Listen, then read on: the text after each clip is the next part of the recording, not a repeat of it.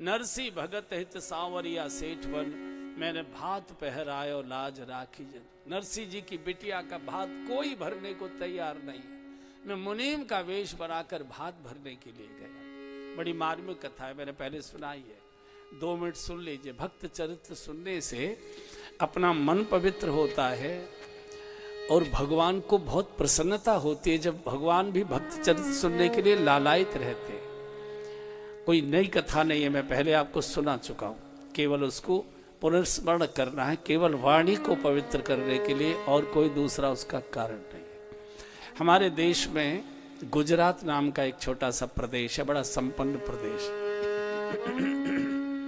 वह जूनागढ़ नाम का एक नगर, तो एक अच्छे संपन्न मेहता परिवार में नरसी जी का जन्म हुआ। बड़े भाई थे इनसे, वो शरीर से भी हष्टपुष्ट थे, बुद्धि से भी प्रखर थे, अच्छे पढ़ लिख गए, और वहाँ के नवाब के यहाँ वो पुलिस के बड़े अधिकारी की पर वो उनकी नौकरी लग गई। नरसी जी शरीर से भी कमजोर थे, बुद्धि से भी कमजोर थे, पढ़ लिख नहीं पाए, और छोटी अवस्था में माता पिता की मृत्यु हो गई। नरसी जी का लालन पालन दादी ने किया। दादी को लगा कि बालक शरीर से भी कमजोर है, बुद्धि से भी कमजोर है, कौन इसकी शादी करेगा, कौन इसका विवाह करेगा, किसके साथ ही उठेगा बैठेगा, अपने मन की बातें किसको कहेगा, क्या करे। तो उस समय थोड़ी समय भी ऐसा था कि छोटी उम्र में शादी हो जाया करती थी। फिर धनाढ्य परिवार था, रईस परिवार था, तो धन के लालच में भी कई बार न चाहने के बाद भी वैसे वर के साथ शादी हो जाया करती है। नरसी जी की भी शादी हो गई। नरसी जी को एक बिटिया पैदा हुई है, और पहली बेटी बड़ी भाग्यवान मानी जाती है हमारे यहाँ, तो बड़े लाड़ प्यार से पाले गए, सामूहिक परिवार था। बिटिया भी बड़ी सुंदर, बड़ी चुलबुली, बहुत लाड़ प्यार से पाला गया। रामा इसका नाम रखा गया। छोटी अवस्था में ही 13-14, पहले जो कन्यादान होता था, कन्या का आयु होती है लगभग 15-16 साल तक, तो पहले जो कन्यादान लिया जाता है तो वो इसी के लिए कि तब तक वो रजस्वला नहीं होती। फिर 5 साल के बाद गौना हुआ करता था, अब तो स्थितियां बदल गई हैं। तो उसकी शादी हुई, संपन्न परिवार था, सामूहिक परिवार था, तो पड़ोस के ही एक सिरसागढ़ नाम के नगर में अच्छा संपन्न मेहता परिवार, उनके बेटे के साथ उसकी शादी कर दी गई। नरसी जी को एक बेटा भी पैदा हुआ, लेकिन अल्पायु में उसकी मृत्यु हो गई, और दादी की भी मौत हो गई, पत्नी की भी मौत हो गई नरसी जी की। तो नरसी जी फिर दुनिया में अकेले रह गए, मन नहीं लगता। जिसकी पत्नी न रहे उस व्यक्ति को काफी बहुत घुट के रहना पड़ता है। वो बेचारा कहीं उठ बैठ नहीं सकता, किसी के घर पर अकेला ज्यादा जा नहीं सकता, किसी के पास बहुत देर तक बैठ नहीं सकता, 10 तरह की चर्चाएं होती है, क्या करे। फिर भैया भाभी दिन भर उससे काम लेते रहते थे, घोड़े पाले जाते थे, जो पुलिस के अधिकारी घोड़े रखते थे, ये करो, बुहारी लगाओ, वैसा करो वैसा करो। चूंकि बड़े भाई पिता के समान माने गए हैं, इसलिए नरसी जी बड़े आदर से सब सेवा करते थे। तो मन नहीं लगता। बिटिया की शादी हो गई, पत्नी की मौत हो गई, इकलौता बेटा उसकी भी मौत हो गई। तो मन लगाने के लिए वहाँ एक अंधे साधुओं का कीर्तन मंडल था जूनागढ़ में, तो वहाँ चले जाते। जो अंधे महात्मा होते हैं कीर्तन बहुत अच्छा करते, संगीत के ज्ञाता बहुत होते हैं, तो वहाँ कीर्तन में इधर भैया भाभी की मन स्थिति बिगड़ गई। धन के कारण लोभ आ गया कि ये बराबर की बंटवारा मांगेगा, संपत्ति बराबर मांगेगा, और सारी बाबाओं में इधर उधर बर्बाद कर देगा, इसको तो बेदखल कर दिया जाए। और संपत्ति एक ऐसी चीज होती है जिसके सामने कोई रिश्ता, कोई नाता टिकता नहीं है, सब नातों से ये ऊपर है, महानाता है।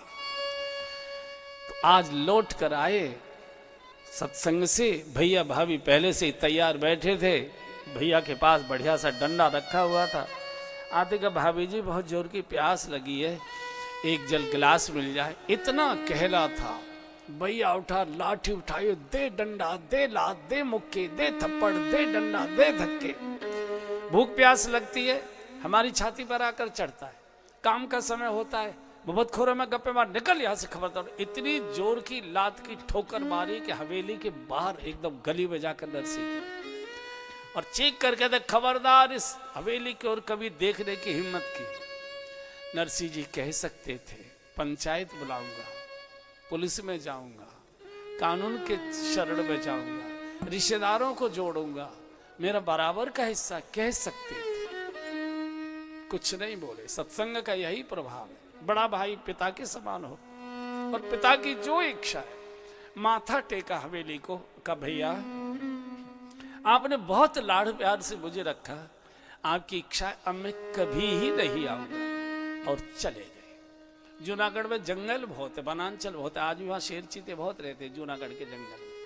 तो जंगल में अंदर चले गए। शंकर जी का एक छोटा सा मंदिर खंडहर सा था। शंकर जी एक ऐसे देवता हैं जिनके मंदिर में कभी किवाड़ नहीं लगती, क्योंकि शंकर जी काल के देवता हैं और काल तो हमेशा तैयार बैठा रहता है। कभी आपको हर मंदिर में किवाड़े मिलेंगी, शंकर जी के मंदिर में आपको किवाड़े नहीं मिलेंगे। 24 घंटे वो प्रतीक्षा करते हैं। पड़ गए वहां जाकर। एक दिन हुआ, 2 दिन हुआ, तीसरा दिन हुआ। पार्वती जी ने शंकर जी को कहा महाराज ये 3 दिन से भूखा प्यासा बालक पड़ा हुआ है। अरे भारत में तो कोई किसी के द्वार पर अपरिचित भी आकर बैठ जाता है, उसको भी पानी पत्ता की पूछी जाती है, रोटी पानी की पूछी जाती है, भैया कहाँ से आए हो, कुछ खा पी लो। 3 दिन हो गए और मैं अन्नपूर्णा कही जाती हूँ, मैं माँ के रूप में जानी जाती हूँ, और अन्नपूर्णा होने के बाद भी 3 दिन से एक बालक भूखा प्यासा हमारे द्वार पर पड़ा है, आपने पूछा तक नहीं। शंकर का नहीं देवी, अब किस किस को पूछोगी, सबको अपना अपना प्रारब्ध भोगना पड़ता है। अवश्य में भोक्तव्यम कृत कर, बोले भोग भाग की बातें मत करिए, मैं माँ हूं। बाप बेटे की ठुकाई पिटाई करके फैक्ट्री चला जाता, कह जाता इसको आज रोटी नहीं देना, लेकिन चुपचाप माँ खिला देती है, पापा को नहीं कहना, नहीं तो और पिटाई करेगी, बेटा ये सब चीजें छोड़ दो। माँ तो माँ होती है ना। पार्वती जी ने आग्रह करके शिव को प्रकट कर दिया। शंकर जी ने कहा कहो बच्चा क्या चाहते हो। हम होते तो कहते कि हमारा हिस्सा दिलवा दीजिए, आदि हवेली दिलवा दीजिए, व्यापार में हमारा हिस्सा हमको दे, हम तो यही कहते। नरसिंह जी ने कहा कि प्रभु मुझे भगवान का दर्शन करवा दीजिए। शिव के भी आंखों से आंसू आ गए। ये तो कोई विभूति है। इस अवस्था में भी भगवत दर्शन की आकांक्षा करता है। कोई सुख साधन है, 3 दिन से भूखा तड़प रहा है। तो कहा भैया तुम जूनागढ़ जाओ और देखो उस मोहल्ले में अंदर पतली सी गली में जाओगे, वहां एक छोटा सा भगवान द्वारिकानाथ का मंदिर है, भगवान कृष्ण का मंदिर है। तो वहां के मोहल्ले की माता उस मंदिर की व्यवस्था करती है, वहां कोई पुजारी आदि नहीं है। तुम वहां जाके कुछ दिन सेवा पूजा करो, तुमको भगवत दर्शन का वहीं से मार्ग मिल जाएगा। पुराने शहर में चले गए। पता करते करते करते एक पतली सी गली में गए तो वहां ठाकुर जी का मंदिर था। 2-3 बूढ़ी माताएं कुछ सेवा कर रही थी, वहां रहने लगे, बुहारी लगाने लगे, ठाकुर जी की सेवा करने लगे। माताओं को भी तरस आ गया, कोई मारा गिरा जा रहा होगा रामेश्वरम क्या द्वार का दर्शन करने, महात्मा आए, चलो इसके भोजन की व्यवस्था हम कर देते। माताएं थोड़े कोमल हृदय की भी होती है। सब माताओं ने तय कर लिया सोमवार को तेरे यहाँ से आएगा, मंगल को तेरे यहाँ से आएगा, बुध को तेरे यहाँ से आएगा, बृहस्पति को तेरे यहाँ से आएगा। ऐसी व्यवस्था कर दी। यहाँ भी संघ के अधिकारी बैठे हुए थे, तो वो सब जानते हैं हमने वो भोजन किया है। सोमवार को इनके यहाँ, मंगल को इनके, और कई बार ऐसा जिनके यहाँ हमारा भोजन मान लीजिए मंगलवार को है और हम बृहस्पतिवार को वैसे ही मिलने चले गए, तो अंदर से श्रीमती जी बोलती भाई साहब हमारे यहाँ तो मंगलवार वालों दिन है। बहुत ही कठिन होता था वो जीवन, बहुत कठिन है। संघ के जो प्रचारक जीते हैं बहुत कठिन जीवन है। तो लीला चलती रही। उधर ससुराल में रामा की बेटी, वो नरसिंह जी की बेटी रामा ने भी एक बिटिया को जन्म दिया, और बेटी 13-14 वर्ष की हो गई, बड़ी सुंदर बिटिया। उसकी भी शादी तय हुई, तिथियां वगैरह सब तय हो गई। तो रामा के ससुर मेहता जी ने अपने बेटे को कहा बेटा हमने सुना है कि तेरे ससुर को आजकल संपत्ति से बेदखल कर दिया गया है, लेकिन हमारी मजबूरी है कि हमारी पहली बार शादी होने जा रही है बिटिया की, तो भात का पत्र भेजें कि न भेजें। तो बेटे ने कहा बाबूजी क्या करोगे, भेज के भूखा प्यासा नाई जाएगा, वहाँ से वापस लौटेगा, सारे शहर में कहेगा कि देखो इतने बड़े कुंवर साहब भिखारी घर में ब्याहे हैं, हमारे घर में काय बात की कमी है, जो चाहिए सो बांट दीजिए, जो रिश्तेदारों को देना है वो सब कर दीजिए, पत्र वत्र को बोले नहीं, पत्र तो हम भेजेंगे और हम इतना भारी भरकम पत्र भेजेंगे कि पूरा पत्र पढ़ ही ना पाए, बीच में ही प्राण छोड़ दे, उसके आने की हिम्मत ही ना पड़े। इसको संबंधी कहते हैं, संबंधी से ही बना है, ये दोनों समान होते हैं। ये तो भारत की महिमा है, परंपरा है कि बेटी वाला अपने को छोटा मानता है। सत्य बात है कि बेटी वाला बड़ा होता है बेटे से, चूंकि उसने तुम्हारे वंश की परंपरा चलाने के लिए अपनी बिटिया आपको दी है। लेकिन भारत में जो देता है वो हमेशा विनम्र रहता है। मैं क्या दे सकता हूँ सर, मेरे पास क्या है देने को, आपने हमारा पत्र पुष्प स्वीकार कर लिया, हमारा बड़ा भाग्य है। ये बहुत विनम्रता का देश है भारत, देने वाला हमेशा झुककर रहता है। बेटे ने बहुत समझाया, वो पिताजी का नहीं, पत्र तो भेजे, आना ना आना उसका अपना काम है, कम से कम वो यहाँ आकर उल्हाना तो नहीं देगा कि मैंने इतनी तैयारी की थी बेटी के बात के लिए, आपने मुझे पत्र तक क्यों नहीं भेजा। हम नहीं चाहते कि वो भिखारी हमारी हवेली के द्वार पर आकर खड़ा हो, ऐसा हम पत्र भेजना चाहते। और बंधु और बहनों, पद और मद ये दोनों सगे भाई हैं, ये दोनों सगे भाई हैं। पद को मद में बदलना हो, कोई मेहनत करने की आवश्यकता नहीं, पाके पेट पर जरा सी अहंकार की घुंडी लगा दो, पद ही मद हो जाया करता है। और जो धली होता है वो मदमस्त रहता है, उसे कोई गरीब भूखा नंगा और उसको कुछ दिखाई नहीं देता। और जो पद पर बैठा होता है वो बहरा हो जाता है। जो जब तक पद पर बैठा होता है, किसी की करुण पुकार, किसी की चीख चिल्लाहट कोई उसको सुनाई नहीं देती है। यहाँ से पत्र लिखा जा रहा है, नाई को बुलाया, पंडित जी को बुलाया, चौकी पर चौक पर बिठाया। कई सेठ जी कैसे याद किया, बोले पंडित जी एक भात की पत्रिका लिखो। क्या क्या लिखना है, बोले आना जाना तो कुछ नहीं है, लिखने में काय की कमी कर रहा, लिखो। और ये भात की पत्रिका नहीं लिखाई जा रही, ऐसा लग रहा है कि कुबेर के भंडार की सूची बनाई जा रही है। आप कल्पना करिए, जिसको घर से बाहर निकाल दिया गया हो, जो फटे चितड़े पहनकर अपने शरीर की इज्जत बचा रहा हो, भीख मांगकर जिसको भोजन पेट भर रहा हो, उसको इतना भारी भरकम पत्र, और पूरा आंगन खिलखिला रहा है, पूरा आंगन ठाके मार रहा है, मेरे लिए ये लिख दो, मेरे लिए ये लिख दो, मेरे लिए ये लिख दो, मेरे लिए ये लिख दो।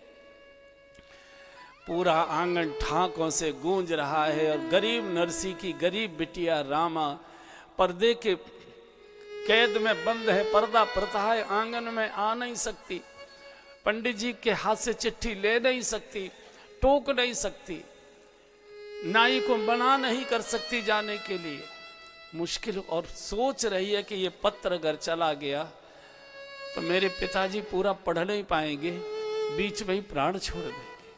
वो कहेंगे बेटी तू तो मेरी थी, तू तो मेरी स्थिति जानती थी। हुआ ये था कि शादी के बाद केवल एक बार रामा मायके में गई थी विदा होकर, प्रथम बार, उसके बाद ही न्यारा साजा हो गया था। फिर उसको मायके में जाने नहीं दिया कि हमारे घर की रईस, घर की बहू, अब हम उस भिखारी के यहाँ नहीं भेजेंगे। और आप जानते हैं मायके की गलियां देखने के लिए, मायके में जाने के लिए बुढ़ापे तक माताएं लालायित रहती है, बहाने ढूंढती है कि मेरे भतीजे के बच्चे की शादी है, कि मेरे उसकी ये है, उसका ये है। मायके की गलियां माताओं को बहुत प्यारी लगती है, बहुत प्यारी लगती है। भाभी बात करे न करे, बोले न बोले, चाहे जैसे भी हो, लेकिन कोई न कोई बहाना चाहिए माताओं को मायके की देहली पर जाने का, मायके के गांव जाने का, मायके की गलियों में जाने का। तो उसके बाद ही भैया की जन्म की समाचार आया था, लेकिन जाने नहीं दिया था इन्होंने, जाने नहीं दिया था। माँ के मरने का समाचार किसी और से उड़कर सुना था, इसने जाने नहीं दिया था घर वालों ने। तो बहुत रो रही थी वो, कैसे रोकूं इसको। ये मालूम पड़ गया था कि मेरे ताऊ जी ने मेरे पिताजी को संपत्ति से बेदखल कर दिया है, घर से बाहर निकाल दिया है, लेकिन ये मालूम नहीं थी कि मेरी माँ नहीं रही, और मेरे पास भैया जन्म लिया था, उसकी मौत हो गई। इसको ये मालूम था, पत्र आया था, पढ़ने को नहीं दिया था। जब ये बहुत घबरा गई कि मेरे पिताजी पर ये भारी भरकम पत्र जाएगा, वो कैसे पढ़ पाएंगे, एकदम कुंडी खटखटाई तो संयोग से इसके पति ने कोठे की कमरे की ओर देखा, इसने घूंघट से इशारा किया अंदर आ जाए। और जैसे ही पति अंदर आए, इसने किवाड़ लगाई, कुंडी लगा दी और पछाड़ खाकर जो पति के कदमों पर गिरी है, दोनों हाथों से पति के पैर पकड़ लिए, सिर चरणों में रख दिया। इतना रोई, इतना रोई, इतना रोई। पति घबरा गए, रामा रो मत, ये शकुन का समय, ये गीत गाने का समय, नृत्य का समय, क्यों रोती हो? शकुन मत करो, मुझे बताओ तुमको क्या चाहिए, मैं तुम्हारा पति हूँ, मुझे बोलो क्या चाहिए। और जैसे ही पति ने कहा कि मुझे बोलो क्या चाहिए, रामा ने अपनी साड़ी का पल्ला सिर से उतारा, पति के कदमों पर बिछा दिया। मुझे कुछ नहीं चाहिए, मेरे बूढ़े पिता के प्राण मुझे भिक्षा में चाहिए, भीख में चाहिए, और कुछ भी नहीं चाहिए। अरे जिसके पास अपने भोजन की व्यवस्था नहीं, मैंने सुना है ताऊ जी ने धक्का मारकर हवेली से बाहर निकाल दिया। मेरे पिता के पास तो भोजन की व्यवस्था नहीं, इतना भारी भरकम पत्र वो तो पूरा पढ़ भी नहीं पाएंगे, बीच में ही प्राण छोड़ देंगे। मुझे कहेंगे बेटी तू तो मेरी थी, तू तो मेरी स्थिति जानती थी, तू तो रोक सकती थी, तू तो हाथ पकड़ सकती थी, मना कर सकती थी, तू भी कुछ नहीं बोली। मैंने मायके की गलियां, शादी के बाद आपने मुझे जाने भी नहीं दिया। मुझे नहीं पता कि मेरा भैया कितना बड़ा हो गया होगा, कैसा लगता होगा, मेरी माँ कितनी यादें मुझे करती होगी। आपको अपनी नाक बचानी है, इज्जत बचानी है, अपने गांव में जय जयकार करना, रिश्तेदारों में अपनी वाहवाही लौटानी है। मेरे सारे जेवर लुटा दीजिए, मेरे सारे ट्रंक के कपड़े खाली कर दीजिए, सब बांट दीजिए। मैं आपके घर में मेहरी बनकर, बुहारी लगाकर, बर्तन मलकर, नौकरानी बनकर जीवन काट लूंगी। मुझे कभी कोई सुख साधन नहीं चाहिए, लेकिन मेरे पिताजी को ये पत्र मत भेजो, उसे पढ़कर वो जीवित रह नहीं पाएंगे। बेटी और बाप का जितना पवित्र नाता विधाता ने बनाया, इतना पवित्र नाता कोई दूसरा नहीं। ससुराल में बैठी बेटी हमेशा, ये जो माए का शब्द है, ये माए का शब्द माँ के कारण नहीं है, माए का शब्द पिता के कारण है। जब तक बेटी की पिता जीवित रहते हैं, तब तक बेटी सीना तान कर अपने मायके में जा सकती है और आ सकती है। लेकिन पिता की मृत्यु के बाद माँ भैया और भाभी के अधीन हो जाती है, फिर वो अधिकार पूर्वक नहीं जा सकती, भैया भाभी की इच्छा से ही जाया करती है। इसलिए आपने देखा होगा, माँ की मृत्यु में बेटियां जाती हैं मायके में, रोती तो हैं लेकिन धैर्य धारण कर लेती है। लेकिन जब कोई बिटिया अपने पिता की मौत में अपनी मायके में जाती है, कितना दहाड़ मार मार कर, पछाड़ खा खा कर रोती है। जिस गली में घर होता है उस गली में मुड़ते ही पछाड़ खाती जाती है। मायका का जो द्वार है, देहली, उस पर गिर कर कितनी देर रोती है, अब ये देहली मेरी पराई हो गई, अब मैं अधिकार पूर्वक नहीं आ सकती। मेरे पिताजी, मेरे बाबुल, मेरे बाबूजी। बेटी और बाप का इतना पवित्र नाता भारत में, विश्व में कोई नहीं जानता इस नाते को। पति के पैर पकड़कर पति भी रोने लगे, रामा रुलाओ मत, बाबूजी नहीं मानेंगे, वो पत्र भेजेंगे, तुम धैर्य रखो, मैं चीजें संभालू। पत्र तैयार हुआ, नाई के हाथ में पत्र दिया, नाई चलने को तैयार हो तो रामा ने घूंघट वैसे ही कुंडी बजा के नाई को अंदर बुलाया और नाई को कहा, चौधरी साहब मेरे मायके में जा रहे हैं, हाँ मेरे बूढ़े पिताजी मिलेंगे, उनको पत्र तो देना, मेरी ओर से कहना कि वो पत्र पढ़ने की उनको आवश्यकता नहीं है, बस एक बार मेरी देहली पर आ जाएं, मेरे चौक पर खड़े हो जाएं, मेरी बिटिया को आशीर्वाद दे दें। शादी के बाद मैंने अभी तक पिता का मुख नहीं देखा है, एक बार अपनी बेटी से मिल भर लीजिए, मेरी ओर से प्रार्थना कर देना। यहाँ से नाई चला है, पुराना जूनागढ़ का पुरानी हवेली जानता था, वहीं पहुंच गया। भैया ऑफिस जाने के लिए निकल रहे थे, बोले हम नरसी सेठ जी से मिलने आए, उनकी बिटिया रामा की ससुराल से मैं नाई हूँ, भात की पत्रिका लेकर आया हूँ। कोई नहीं यहाँ, नरसी निकल यहाँ से। गरीब को कौन जानता, किससे से कोई मिलने, कोई बताने वाला नहीं है। भगवान द्वारिकानाथ आगे एक नागरिक का वेश बना के रहा, भैया कहीं बाहर से आए हो ऐसा लगता है। बोले हाँ जी, सिरसागढ़ से आए हैं, नरसिंह सेठ जी से मिलना था, कोई उनका पता नहीं बता रहा है, आओ मेरे साथ चलो। और खोए हुए मार्ग वाले को तो या तो कोई संत मार्ग बताता है या तो स्वयं भगवंत मार्ग बताते, तीसरा तो कोई बताता नहीं, बाकी तो सब भटकाते हैं। मंदिर में कीर्तन कर रहे थे, वो हैं देखो नरसिंह सेठ। बड़े पंडित जी, मैं उन सेठ जी से मिलने आया हूँ, किसी पुजारी से नहीं मिलने आया, किसी भिखारी से नहीं मिलने आया। नहीं भैया, वो सेठ जी थे, आजकल पूजा सेवा करते, जाओ। नाई पहुंचा मंदिर में, भगवान तो अंतर ध्यान हो गए। रामा कृष्णा की पत्र हाथ में दिया है कि मैं सिरसागढ़ से आया हूँ, आपकी बिटिया की बेटी का विवाह है, सेठ जी ने पत्र भात का आपके लिए भेजा है। पत्र तो भगवान द्वारिकानाथ के चरणों में रख दिया। नरसिंह जी को चिंता हो गई, भूखा प्यासा नाई, इसको भोजन कहाँ से कराऊं। संयोग से उस दिन एकादशी थी, तो नरसिंह जी तो व्रत थे।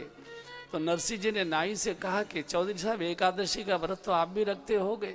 अब नाई न हाँ करे न हूँ करे, सोचे हूँ भी करूँगा तो कौन सी कूटू की पूड़ी खिला देगा, तो कुछ बोला नहीं। बोले आप ऐसा करिए, स्नान करिए, भजन पाठ करिए ठाकुर जी का, मैं आपके लिए फलाहार की व्यवस्था करता हूँ। फलाहार कहाँ से लाते? तो बचपन का एक किसान मित्र था, उसके खेत में से बथुआ तोड़ कर ले आए, और उसी किसान मित्र की पत्नी को जाकर कहा, देवी ये बथुआ सिद्ध कर दो, इसको जरा उबाल दो। मेरे द्वार पर नाई आया है बिटिया की ससुराल से, फलाहार में यही आज तैयार हो जाएगा। इधर बथुआ तैयार हो रहा था, उधर द्वारकाधीश को चिंता होगी कि ये तो मेरी भक्त वत्सलता कलंकित हो जाएगी। नरसिंह जी के द्वार पर उसका मेहमान के जगह का नाई भूखा। रुक्मिणी जी ने 56 भोग का थाल तैयार किया और भगवान ने मुनीम जी का वेश बनाया। नाई सो रहा था भूखा, भगवान ने जगाया, चौधरी साहब चौधरी साहब चौधरी साहब मैं ये सेठ जी नींद आ रही, सोने दो। बोले भैया प्रसाद पालो, प्रसाद पालो, प्रसाद पालो। और जैसे ही गमछा हटाया, अपने मुख से देखा, श्याम सुंदर मुरली मनोहर मुनीम के वेश में भगवान ने हाथ जोड़कर प्रणाम किया। आज थोड़ा फलाहार तैयार होने में विलंब हो गया, प्रसाद पाइए। 56 भोग का थाल, सुगंध की लपटे, भगवान पंखा लेकर झल रहे हैं। ये सेवा नाई की नहीं हो रही है, सेवा नरसिंह जी के भजन की हो रही है। भोजन कराया, हाथ धुलाए, एक पस मोहरें भेंट में दी हैं। बोले आजकल हमारे सेठ जी ने रुपया पैसा छूना बंद कर दिया है, तो ये सारा काम मैं उनका मुनीम हूँ, मैं ही देखता हूँ लेन देन का काम। ये अपनी भेंट लीजिए और सेठ जी को कहना कि हम ठीक समय पर आएंगे, भात पहनने की वो तैयारी करें। और हाँ, आपको नाराजी न हो तो एक बात और कहूँ। बोले बताइए। बोले जो बर्तन है, हमारे यहाँ बल्लभ कुल की सेवा चलती है, तो हमारे यहाँ का नियम है कि जो बर्तन एक बार चौके से बाहर निकल जाते हैं उसे हम दोबारा चौके में नहीं रखते, हमको कूड़ेदान में बाहर फेंकने पड़ेंगे। आपको आपत्ति नहीं हो तो आप ले जाइए। नाई तो गदगद हो गया, कांचन के पात्र, सारी जिंदगी की कमाई इतने नहीं होगी। आनंद से भगवान अंतर ध्यान हो गए, ये भरा पेट नाई सो गया। नरसिंह जी आते हैं, बथुआ का थाल लेकर ठाकुर जी को भोग लगाया। चौधरी साहब चौधरी साहब चौधरी साहब, अरे सेठ जी सोने दो भैया, प्रसाद पर। नहीं, मुझे भूख नहीं लगी, मेरा पेट भरा है। नरसिंह जी को लगता है शायद मेरी गरीबी पर तरस खार कर, भैया कोई बात नहीं, ठाकुर जी का जैसा। अरे मैंने भोजन कर तो लिया। भोजन कहाँ से? बोले आपका मुंडी में आया था ना, अभी प्रसाद पाके आया और ये दक्षिणा भी दे गया और बर्तन भी छोड़ गया। और जैसे ही कांचन के पात्र देखे, नरसिंह जी के हाथ से बथुआ का थाल छूटकर गिर पड़ा। ये कोई और नहीं, ये तो द्वारकानाथ नाई के नाई बनकर आ गए, नौकर बनकर आ गए। बहुत रोए नरसिंह जी। यहाँ से नाई को विदा किया है। चौधरी साहब हवेली में जाना आना तो होगा आपका? बोले हाँ। मेरी बिटिया को अकेले में कहना, बहुत लाड़ प्यार से पाली थी मैंने, बहुत चुलबुली, बहुत मीठी मीठी बातें करती थी। शादी के बाद न मैंने उसको देखा न उसने मुझे देखा। लेने देने को तो मेरे पास नहीं है कुछ, लेकिन एक बार मेरी ओर से कहना वो प्रतीक्षा करे। आंख बंद होने से पूर्व इन आंखों से एक बार अपनी बिटिया को देखना चाहता हूँ, मेरी प्रतीक्षा करे। यहाँ से नाई तो चला सिरसागढ़ के लिए। नरसिंह जी पत्र लेकर गए हैं एक आधा मित्र के पास। भैया ने तो फटकार दिया, बोले चल यहाँ से, कोई नहीं, हम नहीं जानते, चल यहाँ से। हवेली की ओर आ कैसे गया तू?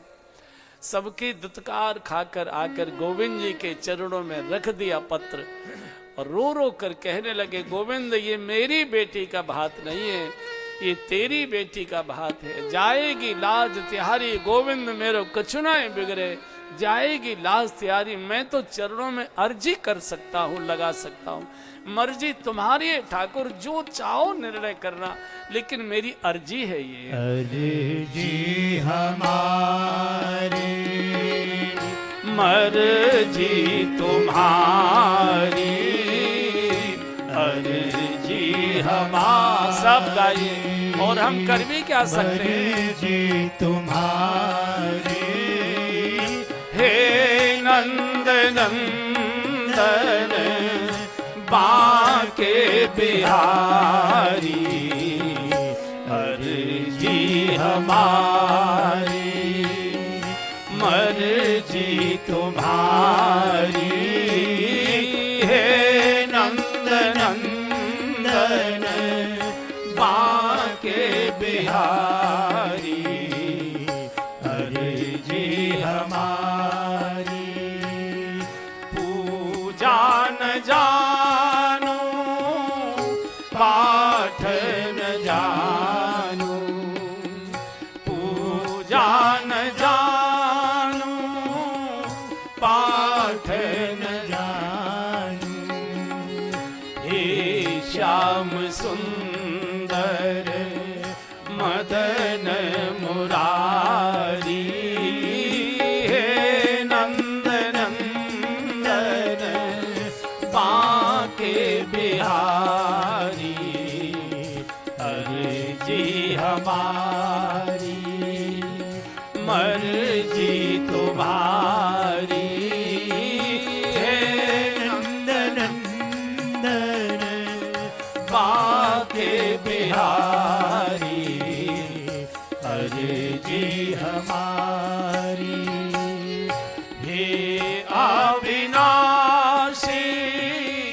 घट घट वासी, हे अविनाशी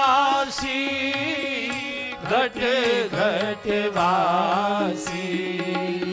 हे श्याम सुंदर मदन मुरारी, हे नंद नंदन बांके बिहारी, अर्जी हमारी मर्जी तुम्हारी।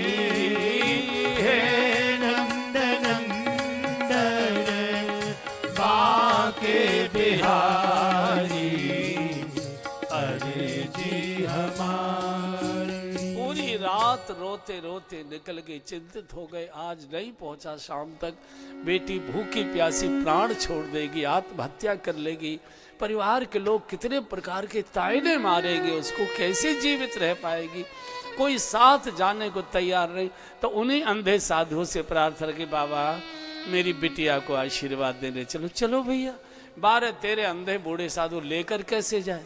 उसी बचपन के किसान मित्र से गाड़ी बैल मांगे, टूटी सी गाड़ी, बूढ़े से बैल, नरसिंह जी जैसा है वैसा आपका है, ले जाइए।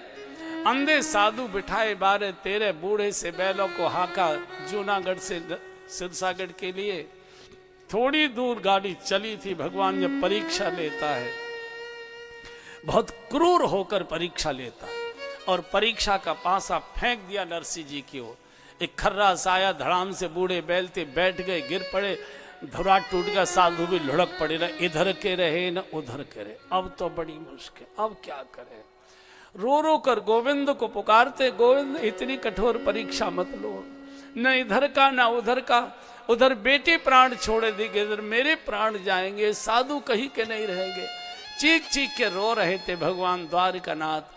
एक मजदूर का सा वेश बनाकर आगे बढ़ई का सा वेश। अरे बाबा कुछ परेशान दिखाई दे रहे। बोले बेटा जो परेशानी मेरे ऊपर आई है, मेरे दुश्मन पर भी कभी ऐसी परेशानी ना आए। बिटिया के यहाँ जाना था, बात की पत्रिका थी उसकी, बात तो था नहीं, केवल आशीर्वाद देने जा रहे थे। अंधे साधु न इधर के रहे न उधर के रहे, गाड़ी का धुरा टूट गया। बेटा तू काम क्या करता है? बोले बाबा मैं भी बढ़ईगिरी का ही मिस्त्री हूँ, मजदूरी करके अपने गांव। अरे बेटा बड़ी कृपा, लगता है भगवान ने तुझे हमारे लिए भेजा है। भगवान को क्या करना था,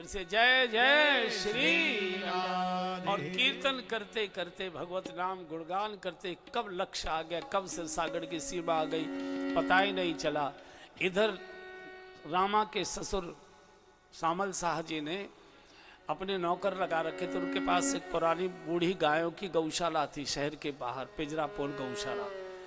तो वहाँ नौकर खड़े कर दिए कि उसको सीमा में गांव के में आने नहीं देना, गौशाला में टिकाना और अंधेरा होते धक्के मार के भगा देना, क्योंकि हमारी बदनामी हो जाएगी कि इतने बड़े कुंवर साहब, इतने बड़े रईस का बेटा और भिखारी के घर में शादी हुई है, हम मुंह दिखाने लायक नहीं रहेंगे।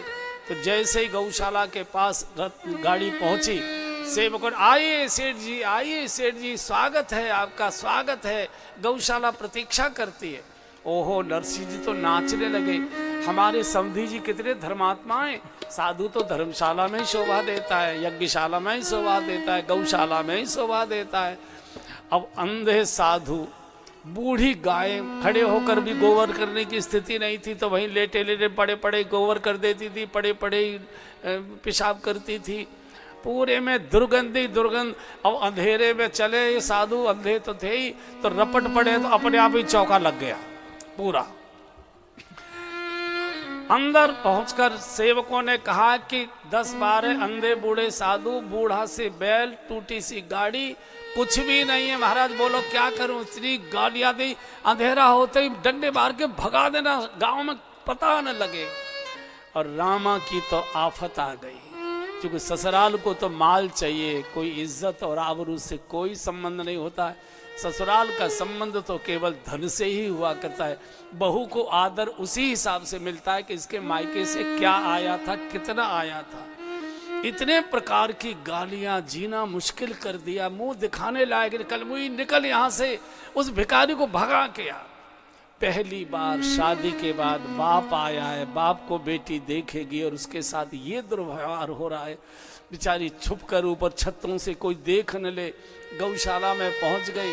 बूढ़े अंधे साधु इधर तो लड़के पड़े थे। जब जवान थे पिताजी तो ऐसे सुंदर केश थे, अंगरखी, ये सब वस्त्राभूषण, चेन वेन सब पहन के रहते थे। अब तो दाढ़ी वाड़ी बढ़ गई, कमर झुक गई, बुढ़ापा का शरीर हो गया। गरीबी में तो वैसे भी आदमी गिर जाया करता है, कभी इधर जाए कभी इधर जाए। तो नरसिंह जी ने पहचाना, अरे बिटिया, ओ रामा, अरे रामा। और बाप की वाणी सुनी, एकदम आकर लिपट गई, बाबूजी ये क्या हाल कर लिया आपने। बोले कोई बात नहीं बेटी, उम्र का तकादा, तुम कैसे? बोले मैं तो ठीक हूँ, ये बताओ माँ कैसे है? माँ के अब ये कहें कैसे कि माँ की तो तेरी मौत हो गई, इसी समय प्राण छोड़ देगी। बोले ठीक है, तेरी बहुत याद करती है, शादी से जब फुर्सत मिल जाए तो एक बार मिल आना, तुझे देखने के लिए बहुत लालायित रहती। मैंने सुना मेरी शादी के बाद भैया पैदा हुआ था, उसे क्यों नहीं लाए? अब ये कैसे कहें कि भैया की तो मौत हो गई? बोले आ रहा होगा, सराफ पर कुछ सामान रह गया था तो वो लेकर आ रहा होगा। इधर तो कोहराम मचा है कि भिखारी समधी आया है, मुंह दिखाने लायक नहीं छोड़ा। इधर भगवान की बात याद आ गई नरसिंह जी को। भगवान ने कहा था, नरसिंह जी जब कभी संकट में हो हमको याद करना, हम तुम्हारे साथ रहेंगे हमेशा। आज भगवान को पुकार रहे नरसिंह जी, हे गोविंद, अब इससे बड़ा कोई और मेरे जीवन की परीक्षा का समय नहीं आएगा। मेरी रक्षा करो, मेरी बिटिया की रक्षा करो, मेरी बेटी की रक्षा करो। 3 आत्महत्याओं का पाप लग जाएगा। गोविंद पुकारने लगे, जय राधा माधव, जय कुंज बिहारी, जय राधा माधव, जय कुंज बिहारी। सब गाइए, जय गोपी जन वल्लभ, जय गोपी जन वल्लभ, जय गिरिवर धारी,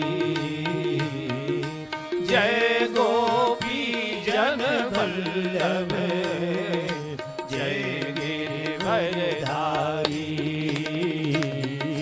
जय राधा माधव, जय कुंज बिहारी, जय राधा माधव,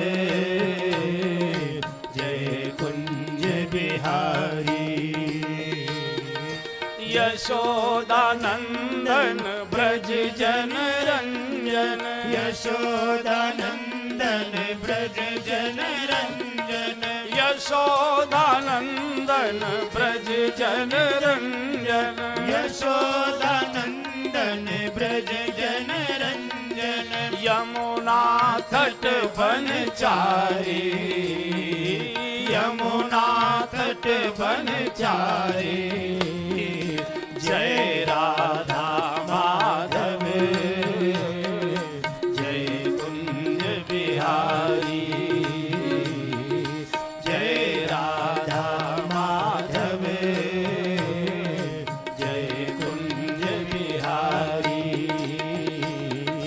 जय गोपी जन वल्लभ जय गोपी जन वल्लभ जय गिरिवरधारी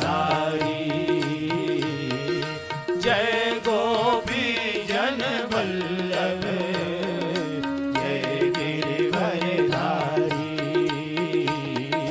हरे रामा राम राम हरे हरे हरे राम राम राम हरे हरे हरे कृष्णा कृष्णा कृष्णा हरे हरे पुकार रहे थे। भगवान द्वारका में रुक्मिणी जी के पास बैठकर कुछ मीठी मीठी चर्चा कर रहे थे। एकदम भगवान खड़े हो गए, कुबेर। रुक्मिणी जी बोली, अचानक क्या कुबेर कुबेर करने लगे? अरे बीच में मत टोका करो, तुमको बीच में बोलने की बहुत आदत है? क्या फरीदाबाद से आई हो क्या? अरे बताओ तो सही, कुबेर कुबेर क्यों करो, क्या है? बोले इस समय नरसिंह संकट में है, उसकी बेटी का भात भरना है और उसके पास कुछ नहीं है और उसकी बेटी आत्महत्या करने को तैयार बैठी है। नरसिंह जी प्राण छोड़ देंगे, इसलिए मुझे भात भरने की व्यवस्था करनी है। मैं उसको बोल चुका था, जब कभी संकट आए मुझे याद करना। कुबेर आ गए। भगवान ने कहा कि जो कुछ तुम्हारे भंडार में है सब रथों में भरो और तत्काल दौड़ो सिरसागढ़ की ओर, और मैं भी चलता हूँ। रुक्मिणी जी बोले, तुम क्यों? बोले मुझे भी जाना है। बोले अकेले नहीं जाओगे, क्या करें? बोले मुझे साथ लेकर चलना। बोले तुम क्या करोगी? बोले तुम्हारी रक्षा करूंगी, चूंकि तुम महिलाओं को देखकर बिचल जाते हो, तुम्हारी आदतें खराब हैं, इसलिए मुझे सब वो करना है, सावधान रखना है। दूसरे, भक्ति की सेवा तुम ही अकेले क्यों करना चाहते हो? मैं भी करूंगी। पुरुषों में तुम पहनाना, महिलाओं में मैं पहनाऊंगी, मैं भी सेवा करूंगी। ऐसे भक्त का दर्शन मैं भी करूंगी। इधर नरसिंह जी और सब साधु कीर्तन कर रहे थे। इतने में तो हजारों सुवर्ण के रथ दौड़े चले आ रहे, माल से लदे हुए। सेवक दौड़े, ओ अरे सेठ जी सेठ जी सेठ जी सेठ जी, आपके मुनीम आए, बड़ा भारी रथों का काफिला लेकर आए। नरसिंह रो पड़े, साधना न व्यर्थ कभी जाती, चलकर ही मंजिल मिल पाती। भगवान के लिए गिराया गया एक भी आंसू कभी व्यर्थ नहीं जाया करता है। भगवान के दर्शन के लिए उठे चले, वहां से बूढ़ा तो शरीर था, कमजोर, कुछ खाए पिए नहीं थे। रथ से कूद कर जैसे ही नरसिंह जी को आते देखा, नरसिंह जी साष्टांग प्रणाम करते, उससे पहले तो भगवान ने कूद कर साष्टांग नरसिंह जी के चरणों में प्रणाम कर दिया। प्रभु नहीं नहीं नहीं, बोले नहीं, इस समय तुम मेरे मालिक हो, मैं तुम्हारा मुली भी हूँ, बात खुल जाएगी। मैं अब जो कहूँ सो करे प्रभु, अब जो कहो सो क्या, जो मैं क्या बताऊं। शहर में समाचार जब सेठ जी को नौकरों ने कहा, करे सेठ जी रथ भी नहीं गिन पाओगे, इतना माल है कि सारे गांव के मकान भी छोटे पड़ जाएंगे। अरे मूर्खो, यहाँ क्या बात कर रहे हो? वो सूजी का हलवा भरा रखा है कढ़ैया का, वहां तक ले गए कि नहीं ले गए? अब देखो सूजी का हलवा याद आ गया, अभी कोई पानी पिलाने वाला नहीं था। ये संसार माल का भूखा होता है, आदर माल को देता है, व्यक्ति को नहीं देता। अब तो रामा को सब छाती से लगा रही है, बुढ़िया मुंह चूम चूम के बेचारी को परेशान कर दिया उसको। रामा देख कैसी कमजोर हो गई, हाय कुछ खाया नहीं है ये, और पहले से कहती थी कि मुंह दिखाने लायक नहीं छोड़ा, कल मुई कही कि निकल यहाँ से। यहाँ से भगवान चले, नरसिंह जी से कहा कि देखो जो मैं करूं वो करना, नेक भी बात खुल गई तो मुश्किल हो जाएगी, मैं तुम्हारा मुनीम हूं इस समय। यहाँ से भात चढ़ाने के लिए चले। सबसे पहले देहली पर बहन खड़ी होती है, आरती का थाल लेकर भैया का टीका करती है। तो सखियों के साथ रामा खड़ी हुई थी। भगवान बिल्कुल सुंदर से राजकुमार के से मुनीम के से वेश में थे, राजकुमार के से वेश में थे। तो रामा ने कहा, पिताजी भैया कहाँ हैं? भैया क्यों नहीं आए? किसका टीका करूं? चूंकि बहन भैया का टीका करते हैं ना, भाते के रूप भैया का। अब तो बड़ी मुश्किल हो गई। तो नरसिंह जी ने भगवान की ओर देखा, भगवान ने आंखों से कहा, मुझे बता दे, मुझे बता दो। बोले ये सामने ये खड़ा तो अभी हो, इतना सुंदर, इतना, चूंकि पहली बार देख रही है, पहली बार देख, जन्म के बाद भी नहीं देखा था इसे, इतना सुंदर है। ये तो जगत सुंदर है, श्याम सुंदर है। टीका किया है, आरती उतारी है, हाथ पकड़कर बहन अंदर ले गई है, चौक पर खड़े हुए हैं। नरसिंह जी का, सेठ जी हम यहाँ का जल भी नहीं पिएंगे, हमको वापस जाना है, हमारे साथ साधु महात्मा है, उनको संध्या वंदन आदि की करना है, इसलिए जल्दी से बात पहनी है, हमको जल्दी तुरंत जाना है। पूरी छतें, पूरा आंगन, पूरी गैलरी, गलियां सब खचाखच भरी है, माल से लदे हुए रथों की लाइन खड़ी हुई है, पूरा गांव इलाका उमड़ पड़ा। बड़ी उम्र की बहनों ने, उनको याद आ जाएगा जब उन्होंने भात पहने हो गया, पहनाए हो गए। एक दूसरी क्रिया होती है, जब जो चौक होता है भात का, जिस पर चौक पर भैया खड़ा होता है, उस समय बहन चौक पर खड़े होकर भैया के गले लग के मिलती है, रोती है। उस समय के जो आंसू होते हैं वो बड़े मधुर आंसू होते हैं बहन के, वो गले से रोया करती है। तो जैसे ही भगवान के गले से रामा लगी, और तो अनंत कोट ब्रह्मांड के नायक भावावेश में आगे तो हिलकी बंद गई उसकी। भगवान पीठ थपथपाते हैं, सिर से, बहन बस बस बस, बहन नेग हो गया, नेग हो गया, बहन नेग हो गया, बहन मत रो, हो गया हो गया। और ज्यादा उसकी हिलकी भर गई, चूंकि प्रभु ने तो दोनों करकमल उसके सिर और पीठ थपथपाई। अब आंसू कैसे पहुंचे? ऊपर से तो अंगर कहा था मुनीम वाला, तो वो जो है अंदर से भगवान ने पीताम्बर छुपा रखा था, और दोनों बटनों के बीच में से पीताम्बर निकालकर बहन के जैसे आंसू पहुंचे।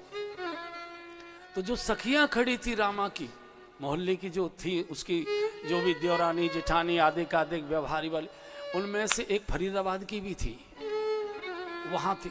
और तो फरीदाबाद की बहनें बड़ी होशियार होती हैं, उसने देख लिया, ओ ये तो पीताम्बर धारी है, ये तो द्वारिका नाथ है, पीताम्बर तो उनका है। कानों में खुशबुश कर दी और कहा, रामा पागल मत हो जा, ये तेरा भैया नहीं है, ये जगत का बाप तेरे चौक पर आकर खड़ा हुआ है। अरे इससे तो बस बढ़िया सा एक भजन सोले, इसको नाच नचवा दे। हरि रामा रे आज कन्हैया घर में आई, इनसे बंशी बजवा।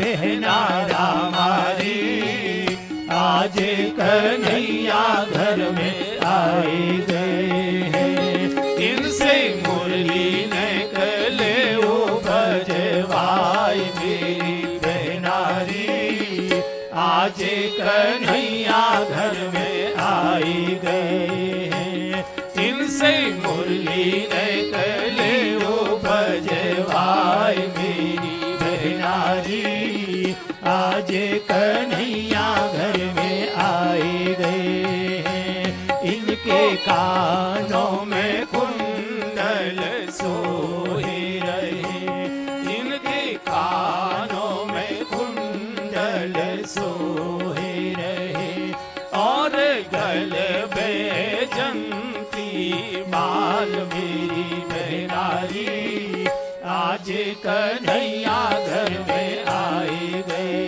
हैं, और गल बैजंती माल मेरी बहना रे आज कन्हैया घर में आए गए हैं, इनसे मुरली निकले वो भजवाई मेरी बहना रे आज कन्हैया घर में आए गए हैं, इनको माखन मिल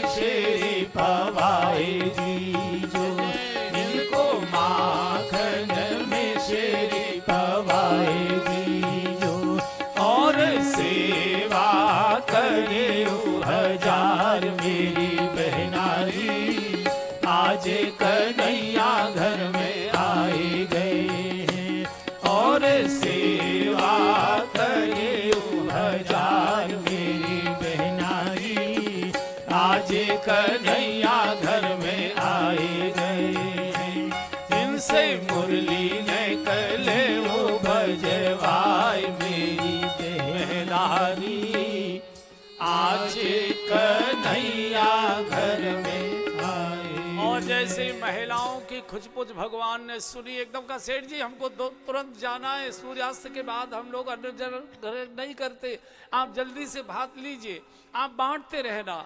और इतना मार भर दिया हवेली में, जगह नहीं, पूरा गांव अट गया। जय जयकार हो गई नरसिंह जी की।